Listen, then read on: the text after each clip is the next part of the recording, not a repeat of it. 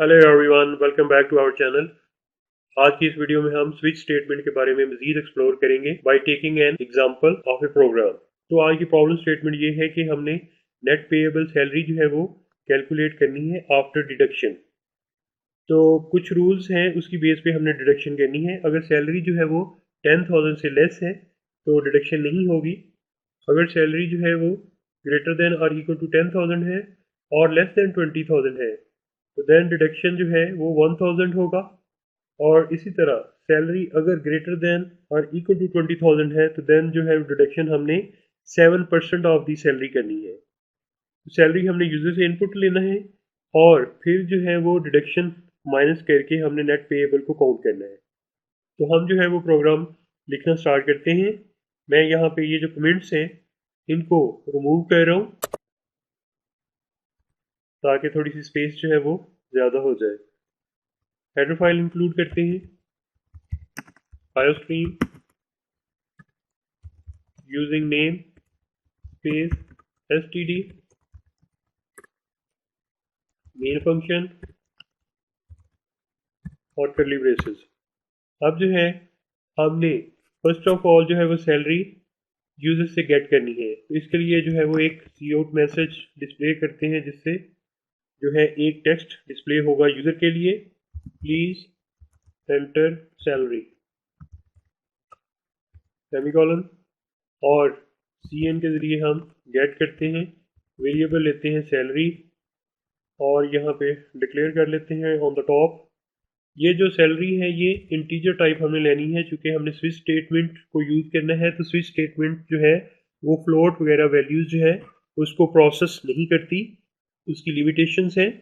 इसलिए जो है वो इंटीजर टाइप जो है हमने सैलरी को डिक्लेयर किए हैं, सेमीकोलन।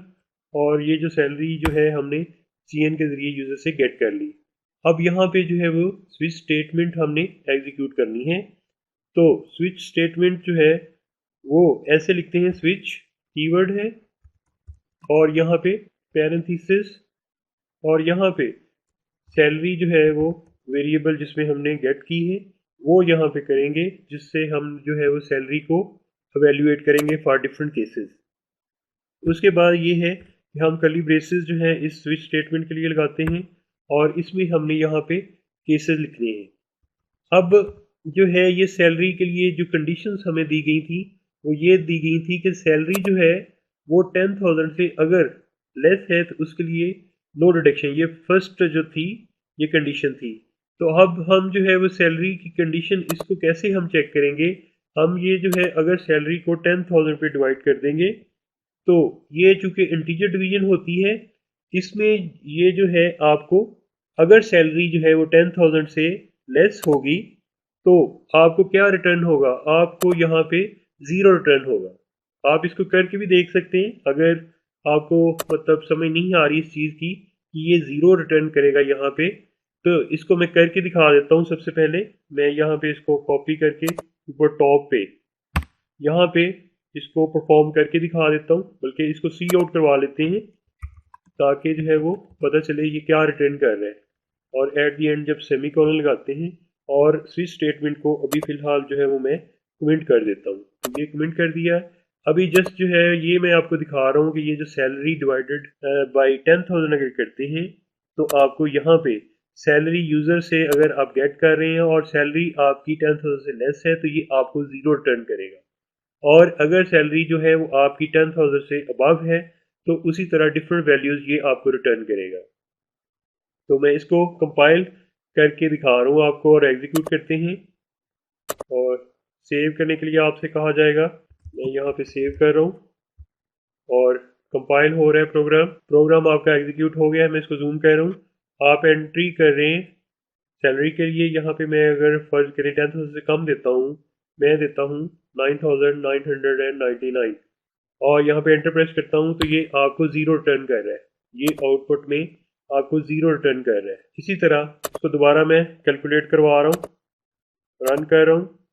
अब यहाँ पे सैलरी दोबारा जो है वो मैं 10,000 से अबव देता हूँ। फॉर एग्जांपल मैं यहाँ पे 15,000 दे देता हूँ तो ये अब आपको रिटर्न 1 करेगा। तो मैं इसको करके दिखा देता हूँ, ये आउटपुट में 1 शो करेगा। तो ये देखिए ये होपफुली आपको इस चीज़ की समझ आ गई होगी। इसलिए हमने जो है यहाँ पे स्विच स्टेटमेंट में सैलरी को 10,000 से डिवाइड करके हम एवेल्यूएट कर रहे हैं। मैं इसको ये जो सी आउट वाली स्टेटमेंट है इसको मैं डिलीट करूँ, ये जस्ट आपको समझाने के लिए मैंने यहाँ पे लिखा था। अब इन स्टेटमेंट्स को दोबारा मैं अनकमेंट करता हूँ। अनकमेंट करने का तरीकाकार ये है कि कंट्रोल और फॉरवर्ड स्लैश को आप प्रेस कर देंगे और जिस जिस को भी आपने सेलेक्ट किया होगा वो अगर कमेंट है तो वो अनकमेंट हो जाएंगी, आपकी स्टेटमेंट अनकमेंटेड है और तो वो कमेंटेड हो जाएंगी। तो मैं ये इस वक्त कंट्रोल और फॉरवर्ड स्लैश प्रेस किया, सारी जो स्टेटमेंट सेलेक्ट की थी मैंने वो अनकमेंट हो गई है। तो अब ये जो है ये सैलरी जितनी भी आप दे देंगे 10,000 कम देंगे तो ये आपको ज़ीरो रिटर्न करेगा, अगर इससे अबव देंगे तो उसी तरह वो आपको डिफरेंट वैल्यूज जो है वो रिटर्न करेगा। तो इसलिए जो है वो केस यहाँ पे ज़ीरो लिखते हैं। तो यहाँ पे वो क्या करेगा, नो डिडक्शन होगी। जस्ट जो है हमने ये यहाँ पे डिफरेंट कैलकुलेशन परफॉर्म करनी है। तो इसके लिए जो है वो आपकी डिडक्शन पहले तो आप जो है वो मेंशन कर दें कि केस ज़ीरो के लिए डिडक्शन जो है वो ज़ीरो है। इसके बाद जो है हमने यहाँ पे सी आउट के ज़रिए जो है वो नेट पेएबल को काउंट करना है। तो यहाँ पे डबल कोट्स के अंदर नेट पेएबल लिखें, नेट पेएबल सैलरी। तो इसको यहाँ पे जो है वो कैलकुलेट करवा दें कि सैलरी माइनस डिडक्शन, ये आपको आउटपुट में शो हो जाएगी। डिडक्शन चूँकि ज़ीरो है तो ये आपको जो सैलरी आप एंटर करेंगे वही आपकी नेट पेएबल सैलरी होगी।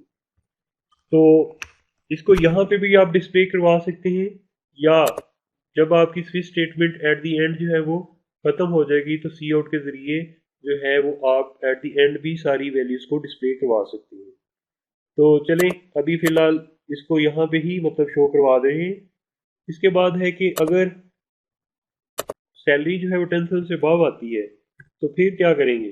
तो उस केस में जो है अगर फर्ज करें 15,000 जैसे हमने सैलरी एंटर की थी तो 1 रिटर्न हुआ था, तो केस 1 में क्या होगा फिर उसमें ये होगा कि डिडक्शन जो है वो आपकी 1000 होनी है उसमें सेमीकोलन, और इसी तरह जो आपकी ये जो स्टेटमेंट है इसको कॉपी करके नीचे ले आए कंट्रोल सी और यहाँ पे आप पेस्ट कर दें। तो यहाँ पे अब जो नेट पेएबल सैलरी होगी आपकी, वो सैलरी अगर आपने 10,000 से अबव दी है या 10,000 दी है तो देन जो है वो डिडक्शन 1,000 होने के बाद जो नेट पेएबल सैलरी है वो आपकी आउटपुट में शो हो जाएगी। सिमिलरली इसके अलावा अगर केसेस आते हैं, इसके अलावा ये जो आपका केस 1 था ये आपका कहाँ तक केस 1 रहेगा, जब तक आप सैलरी जो है वो 20,000 से कम रखेंगे।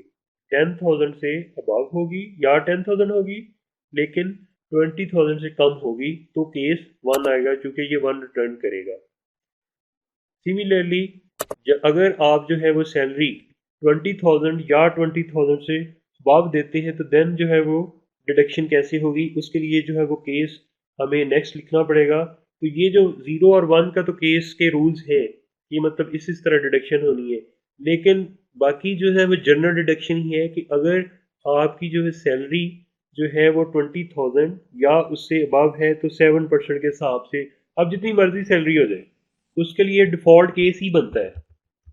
तो यहाँ पे डिफ़ॉल्ट केस आप जो है वो मेंशन कर देंगे, यानी कि 0 और 1 के अलावा कोई भी केस होगा, कोई भी सैलरी की वैल्यू होगी 20,000 से ज़्यादा या 20,000 तो उस केस में ये डिफ़ॉल्ट जो केस है यही एग्जीक्यूट होगा। इसमें जो है वो सबसे पहले डिडक्शन जो है वो कितनी होगी, डिडक्शन को कैलकुलेट कर लेते हैं। डिडक्शन इसमें हमने बताया था रूल कि सैलरी का 70%, तो सबसे पहले हमने डिडक्शन कैलकुलेट करनी है।